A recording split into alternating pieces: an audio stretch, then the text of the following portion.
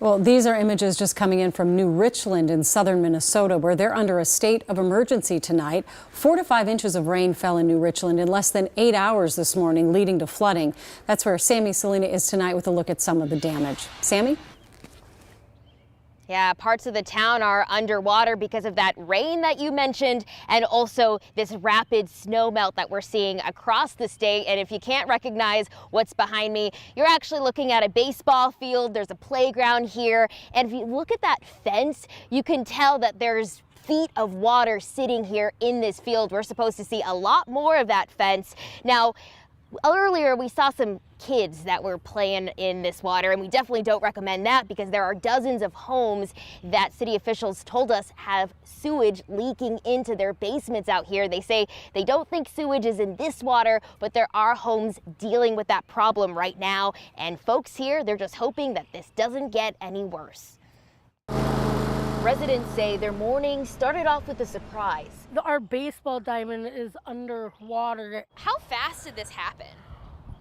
I woke up at 11 this morning and it was like this. Last night it wasn't like this, huh? No. It came so fast and it was kind of unexpected.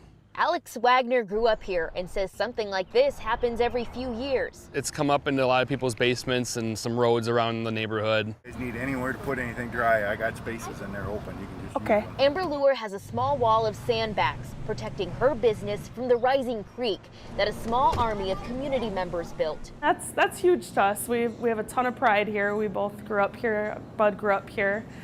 We really are heartened that we're excited that people are so excited to be there for us. It's something city officials have had to deal with before. Through the night it rained nonstop, so that extra pressure added to those locations getting full. Residents are just crossing their fingers. The heavy rain is behind them. So we spoke to those city officials only a few hours ago. They said at this time there won't be an emergency shelter set up. And they also said that one of the buildings that are having issues right now is the high school. Their basement is flooded, although they did have school in session today. They say this is the worst that they've seen in about 10 years, but there have been scenarios that were more urgent. Right now, you're looking at the New Richland Care Center. You can see that the water is right there.